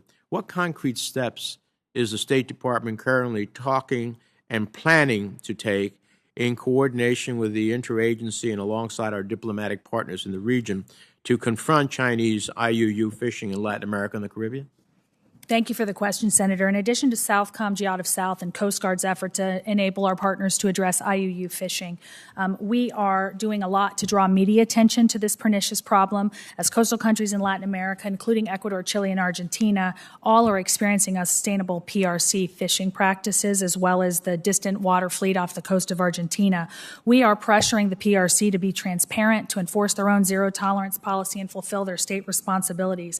It is an environmental threat. It is a threat to food security. We worry about forced labor on the fishing vessels. And we also are looking forward to a new opportunity to partner to support the CMAR, which is the Eastern Tropical Pacific Marine Corridor that the countries of Ecuador, Costa Rica, Colombia, and Panama announced at the COP26 as an interesting regional initiative to help protect a more than 500,000 square kilometer region that's critical to fisheries as well as environmentally important. Well, they seem to be able, Mr. Chairman, to do it with impunity. So something is not working in terms of our engagement in this regard in our own hemisphere. And for these countries, fishing is a critical element of both sustenance as well as national income. So I look forward to working to have a more aggressive response. And I'll save my question for digital authoritarianism for the record. Thank you, Mr. Chairman. Thank you, Chairman Menendez, and thank you to the first panel of witnesses. When the hearing ends, I will just remind everyone that if members of the committee have questions, they can submit them by the close of business tomorrow, April 1, and I would encourage members of the first panel to respond promptly to those questions if asked. Thank you for appearing today. Let me now ask the witnesses on panel 2 to come forward. As you're coming forward, I'm going to introduce you, and then you can be ready for your opening statements. We have a second panel of private witnesses to talk about this important topic. And I want to introduce Ms. Margaret Myers, who's the director of the Asia and Latin America program at the Inter-American Dialogue, and also Dr. Evan Ellis, who's the senior associate at the Americas program at the Center of Strategic and International Studies. Ms. Myers established the Inter-American Dialogue's China and Latin America Working Group in 2011 to examine China's growing presence in Latin America and the Caribbean. She's published numerous articles on Chinese leadership dynamics, international capital flows, Chinese agricultural policy, and Asia-Latin American relations. She received her bachelor's degree from the University of Virginia, conducted graduate work at GW, Zhejiang University of Technology, and the Johns Hopkins University Nanjing University Center for Chinese American Studies. Dr. Ellis, Evan Ellis, is a senior associate at the Center for Strategic and International Studies, a research professor of Latin American Studies at the U.S. Army War College Strategic Studies Institute, and he focuses on the region's relationships with China and other non-Western Hemisphere actors, as well as transnational organized crime and populism in the region. He has previously served as Secretary of State's policy planning staff with responsibility for Latin America and the Caribbean, as well as international narcotics and law enforcement issues, recently published a timely book on this topic, China Engages Latin America, Distorting Development and Democracy. I want to thank both of you for joining, and in the order that I introduced you, please now deliver opening statements, then we'll move to questions. Good morning. I would like to thank Senator Kaine, Senator Rubio, and the other distinguished subcommittee members for the opportunity to be here today. The Latin American and Caribbean region has never been a top priority region in China's foreign policy. It was the last to be included after the Arctic in the Belt and Road Initiative. And yet, after 2 decades now of extensive economic and political engagement, China has, over time, established a degree of influence over aspects of decision-making in many parts of the region, as we've established already. Most of this influence, I would say, is indirect. It comes from strong economic ties and occasional dependence on China's export market. With economics in mind, many Latin American governments have a vested interest in accommodating China where possible. As a result, we've seen countries adjust regulations to attract more Chinese companies, and even effects on democratic governance, as some leaders feel at liberty to erode democratic institutions, knowing that they will still be able to access Chinese capital even if they do so. Other influence, as we've noted, is more direct in nature, aimed at shaping views of China and of China's positions on wide-ranging policy matters. We are seeing a major push to grow educational exchanges, media outreach, security cooperation, tech policy coordination, and outreach to established and up-and-coming officials and policymakers, all in an effort to increase and enhance China's soft power across the region. In other cases, China has used the tools at its disposal to advance political aims. Vaccines, as we've noted, were used to reward or discourage decision-making on Taiwan, for example. China's influence is not automatic, of course. Some countries have pursued resource governance policies and policies of diversification that help them to avoid dependence on any one partner. In others, like Mexico, China's economic influence is relatively negligible. And even in countries such as Venezuela and Cuba, which depend heavily on China's assistance, officials in those countries have sometimes resisted some of China's many proposals, much to China's disdain. On another note, I'd suggest that China-U.S. competition in Latin America need not be entirely zero-sum. But in practice, China's approach to deal-making, its courting of local officials, and delivery of often heavily subsidized goods and services has in many cases limited prospects for other companies, including regional companies. China's growing economic leverage also increasingly limits the U.S. ability to promote certain policy priorities in the region, including in the area of democratic governance. The U.S. government, many of the esteemed senators here, right, and individual companies have worked hard to address what many perceive to be an increasingly competitive investment environment and to strengthen hemispheric ties. But there is more that needs to be done. Looking ahead, I naturally recommend more engagement with Latin America, starting with a focus on making the Summit of the Americas a resounding success. We all know that there are multiple competing commitments at play right now, but unless we play even more in the Latin American region, we have little chance of competing effectively. We must also make clear that our Latin American policy is focused on enhancing U.S.-Latin America cooperation based on shared interests, and not just motivated by U.S. competition with China. I would also say that as China's activity in the region evolves, and it is evolving rapidly, U.S. policy and messaging must evolve accordingly. There are some important areas of continuity in the China-Latin America dynamic. The region remains of critical importance to China's food and energy security and is a critical market for China's high value-added goods. But we are now seeing an important focusing of Chinese investment and trade in a specific set of industries, which are mostly high-tech and innovation-related. China's engagement is also localizing. We are seeing more connections forged at very local levels in Latin America and by wide-ranging actors. This has facilitated Chinese engagement during some of the very earliest phases of project development, presenting a major challenge for us from a competitiveness perspective. China-LAC financial cooperation is also changing in important ways. And then finally, we must consider Latin American and Caribbean views of China when addressing China's engagement with the region. Regional governments are in many cases very aware of the challenges associated with China's model of finance and investment. But the U.S. must still tread carefully, I would argue, when applying pressure on Latin American governments to limit economic options and partnerships with China. Because doing so, even when a viable alternative is provided, and even if it's been successful so far and is important, right, will increasingly be interpreted not as helping but as harming regional development prospects. What we can do is to work to expand our economic, educational, security-related, climate-specific, media-related, medical, trade, you name it, cooperation, and technical activities, and also work to establish cooperation with Latin America on areas of shared concern about Chinese engagement, whether we're talking about corruption, which is a big one, or illegal fishing, which has been noted, or persistently imbalanced trade relations with China, among others. And doing this in partnership with like-minded nations will only strengthen our overall effectiveness. Thank you very much for the opportunity. Thank you, Ms. Myers. Dr. Ellis. Thank you. Chairman Kane, Ranking Member Rubio, distinguished committee members. In the past 2 decades, PRC-based companies have invested $160 billion in Latin America. 21 of our neighbors there have pledged themselves to China's Belt and Road Initiative. The PRC is attempting to rewire the region to its own economic benefit, securing access to commodities and markets, capturing the value added for itself, and focusing on connectivity. In the port sector, PRC-based companies are involved in 40 major projects.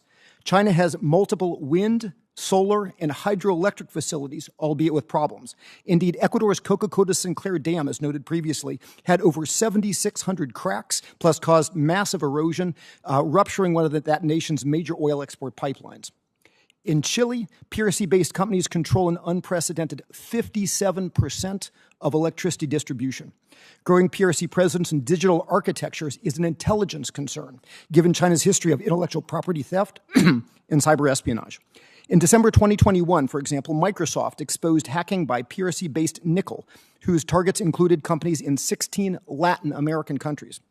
In telecommunications, Huawei has grown its Latin American presence for 2 decades and is now poised to dominate 5G networks.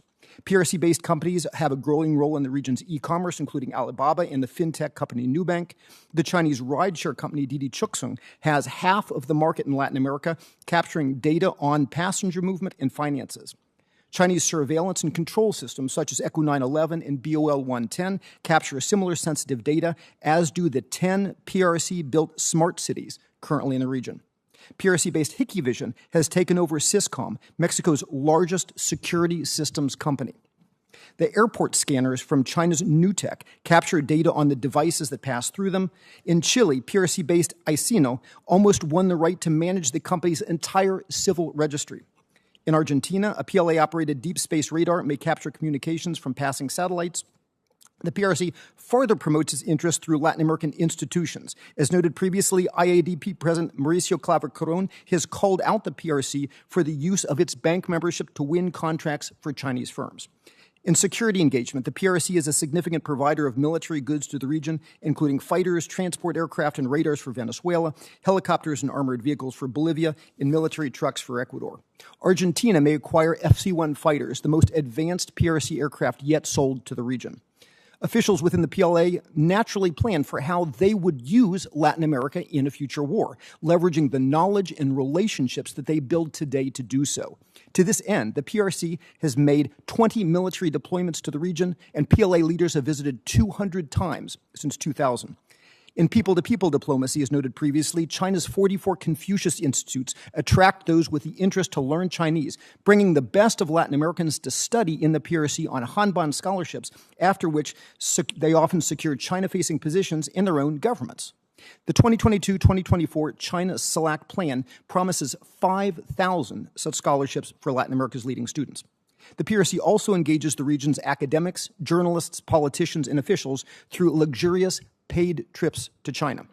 In pursuing its interests in the region, China also acts, importantly, as noted by this committee, as an incubator of authoritarian populism, providing loans, investments, and commodity purchases that give liquidity to anti-democratic actors such as Venezuela as they consolidate their power and hijack democracy.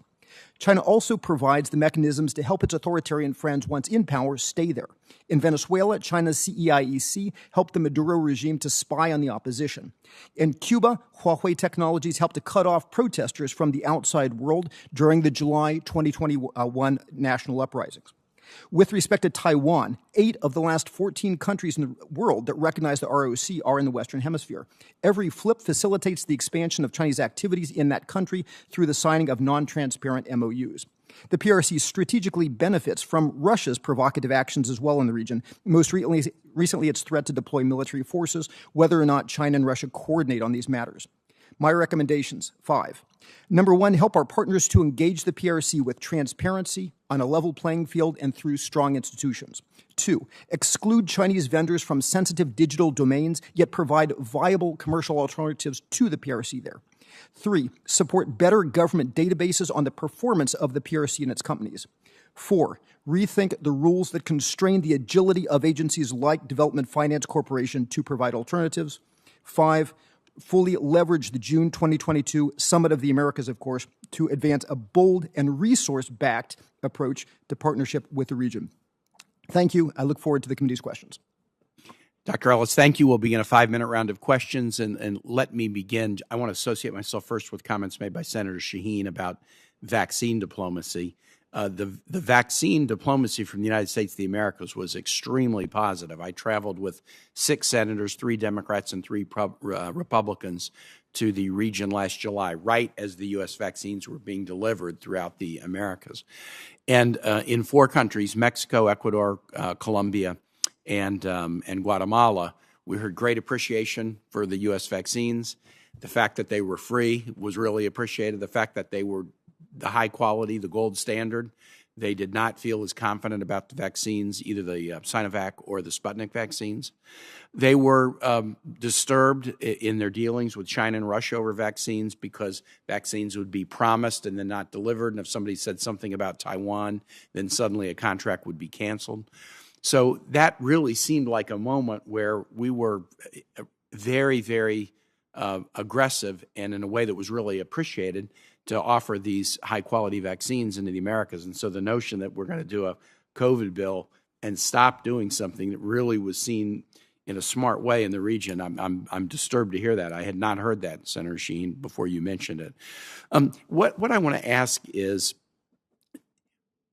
what is the awareness of Latin American leaders about the dangers of entanglement with China? When we were in Ecuador, for example, so Ecuador had gone a very pro-China direction 20 years ago, but what they've seen was that Chinese investments often in infrastructure projects were poor quality. The very controversial dam project. China's oil drilling in the Amazon led to significant environmental challenges. The illegal fishing, China illegal fishing is basically just vacuuming up fishing around the Galapagos, which is part of Ecuador, in a way that's very disturbing and environmentally damaging. And so there was an election a year ago in Ecuador, and 70% of the national legislature was kicked out, and a new president was enacted, a president who strongly wants to orient toward America, and the near complete turnover of the national level parliament also reflected sort of after 20 years, we're going the wrong direction, and there was a real revulsion at the entanglement with China. How broadly is that sentiment? Is the Ecuador story well understood? Are other nations experiencing the hard realities as they get deeper entangled with China? Or is China still kind of on the ascendancy in the Americas with more and more nations gravitating toward them? I can start. Thank you very much, Senator, for the question. My sense is that it's a terrific question, and my sense is that this really is an evolving thing, right, and really varies on a country-by-country basis. Ecuador is perhaps the best example here of a country that has begun to come to terms with the challenges associated with doing business with or interacting from a financial or investment perspective with China. And one need only travel the road from the airport to Quito, where every day there are a lot of accidents because of challenges with the actual engineering of that road, to know why many Ecuadorians feel this way. In other cases, there is far less sensitivity to some of these challenges, or these challenges are well known, but the judgment is that so much needs to be done on the economic front, particularly at this juncture when countries are facing very, very dire economic challenges coming out of the COVID-19 crisis, that really engaging with all partners who are willing is the only viable option.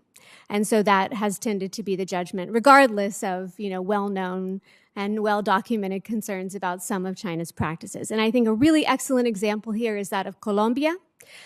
wherein you have major flows of obviously Venezuelan migrants coming into the country, and some of that related to, China's continued to support for the Maduro regime. And yet very, very little interest in relating China at all to that problem. And in general, in the media and in discussions about China-Colombia relations, a very, very positive overall view. Senator Kaine, you ask a very important question, I think, that goes to the heart of the challenge that we have today. Number one, in general, our Latin American partners know that Chinese activities tend to be predatory. They oftentimes distrust the Chinese, but so much of the Chinese soft power comes with the informal or formal expectation of benefit, not only at the country level, but also oftentimes at the corporate or individual level. That often leads our partners to say, well, we know we have to worry about the Chinese, but we think we can take the risk because we want the Chinese money. That problem then leads to oftentimes to undercut our messaging. But as you point out in the Ecuadorian case, there are three areas in which we need to highlight the vulnerabilities. Certainly number one is with respect to the leaders who would take the oftentimes non-transparent and occasionally corrupt deals, to discourage them through whole-of-government initiatives to do so, also to put more information out there by those who are hurt in those countries by the deals for that, and also to push for transparency, strong institutions in whole-of-government to really limit the space for doing so. And as you pointed out, sir, the Ecuadorian case, beginning with Lenin Moreno and continuing with Guillermo Lasso, is very important in that aspect because things that we talked about, the Coca-Cola Sinclair Dam, really shows the cost to the Ecuadorian people, including, but it's also a series of others. I think Tuachi Peloton also had problems.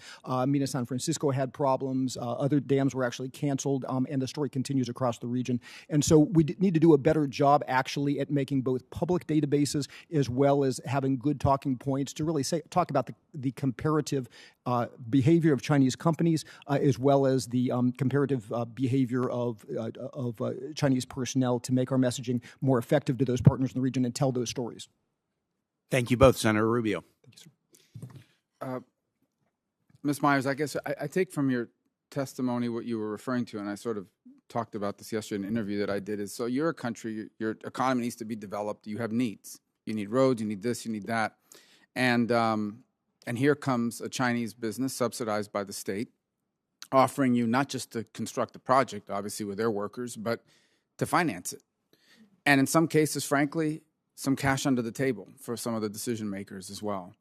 And the result is they understand China's a threat. They may not be big fans of China per se. They may be worried about what it means long term. But politically, it's tremendously beneficial to be at the ribbon cutting of this great new project that's financed. There may be a debt trap, but that'll be somebody else's problem down the road, not when they're in office anymore. And in some cases, frankly, maybe you or some of your friends got some added benefits from it. That it's hard for us to compete against that. We can't bribe government officials in some of these countries, and we don't have a system in which we can go in and create infrastructure projects and finance them if the dollars or the money that it generates doesn't justify it. In essence, it has to be a justified project. In the case of China, it seems, and that's really my question, how much of this is they're willing to do projects that may not make sense from a market standpoint because it makes sense for them from a geopolitical standpoint? It's a fantastic question.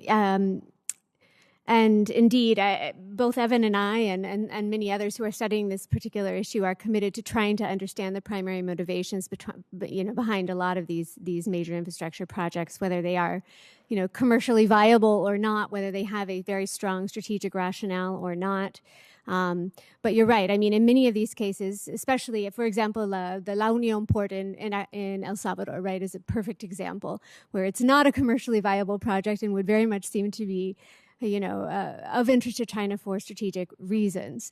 So how does one compete with that, right? Especially when it's of interest to whatever government in power, and there may be kickbacks involved, and China's speed involved, and something to announce to an electorate, perhaps in advance of the next presidential election. It's a very, very challenging thing to do. What can the U.S. do in this particular instance? I mean, we can work, probably not necessarily in El Salvador, but in a lot of countries, to on capacity building, on ensuring accountability, on ensuring transparency in procurement processes, on making sure that there is, as we say, a more even playing field, and a lot of this work is being done by state right now. I think it needs to be amplified considerably. We also need to work with media to absolutely highlight those instances of projects gone wrong, Chinese projects gone wrong because of corruption.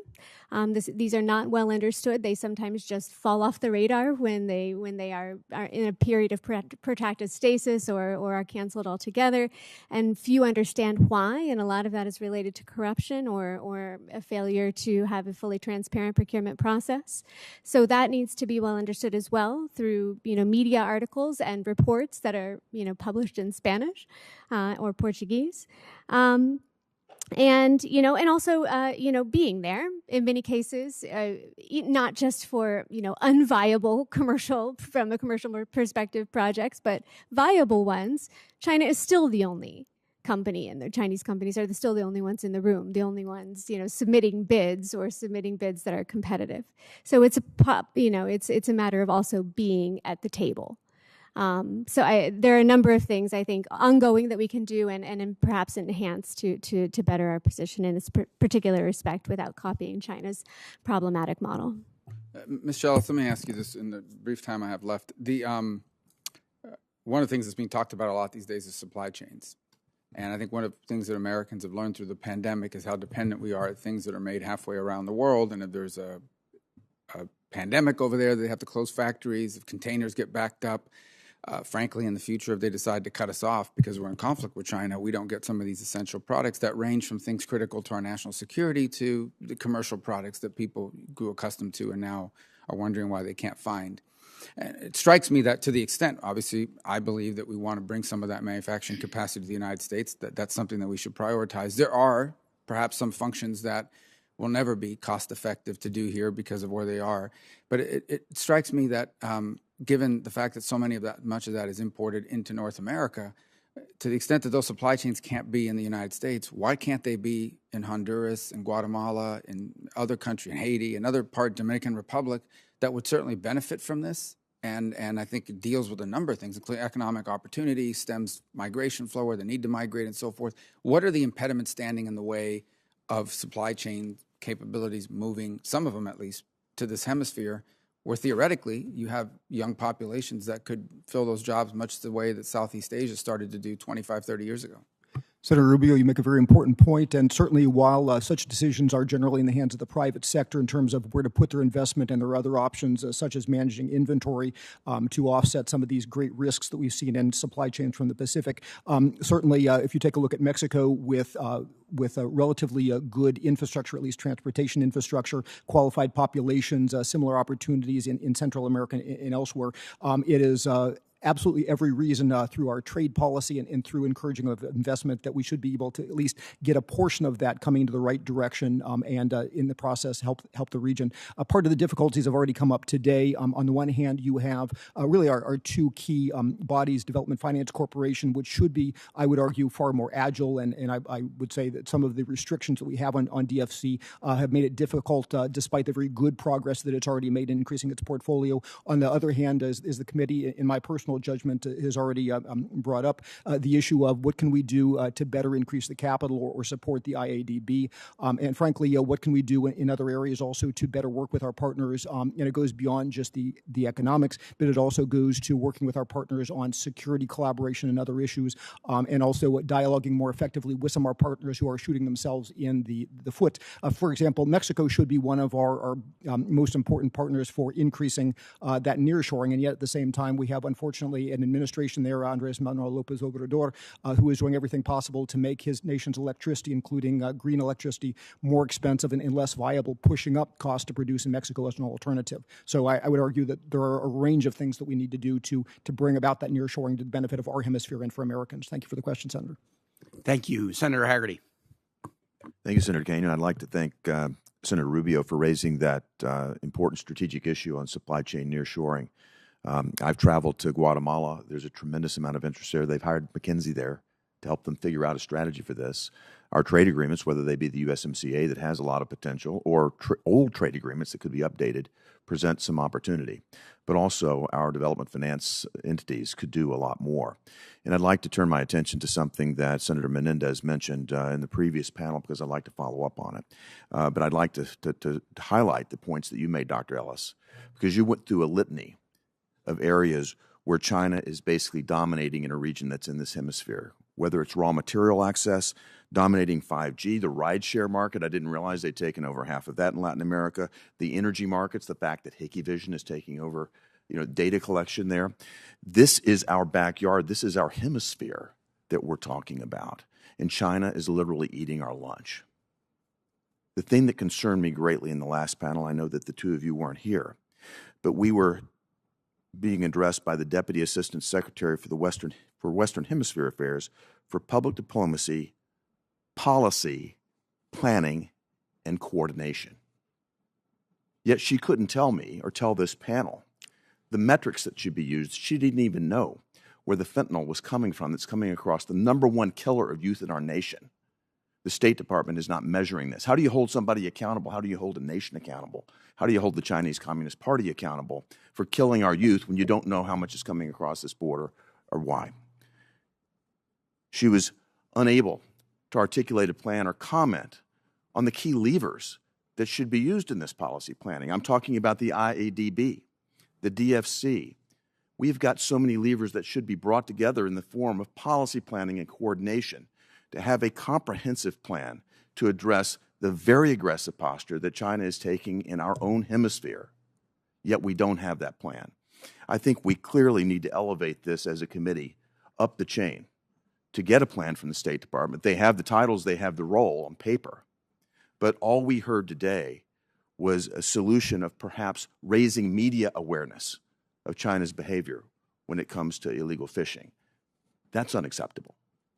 And I appreciate the fact that you're highlighting the problem. It's become very clear to all of us, and I think we need to get more accountability from our own government entities from a coordination standpoint so we can better use these tools, and where the tools are inadequate, that will inform us on how to improve those tools. Thank you. Thank you, Senator Hagerty. Senator Hagerty, you would have your comments really would have resonated with the Armed Services Committee that we had last week with the director of Southcom, who continually was very candid about being the most under-resourced and the lowest priority AOR. And even in this area of drug trade, we know so much more about where drugs are coming than we have the capacity to stop because they're under-resourced when it comes to Coast Guard assets and others. So I think this issue of, in this area that is so critical, in the dollars, in where our diplomats go, in the attention that we pay in terms of hearings. We've had good attendance at this subcommittee hearing. We all have to up our game. I completely agree with you on that. I want to thank the witnesses for your testimony and for the fact that you've really focused on this issue for a very long time. We need you. If there are more questions for either of the panel of witnesses, the record for the hearing will remain open until the close of business tomorrow, February 1, 2022. I'd ask members to direct their questions by that time, and I'd ask the panelists to ensure that questions are answered promptly. Thanks again for participating in this hearing. To my colleagues, staff, and to our witnesses, the hearing's adjourned.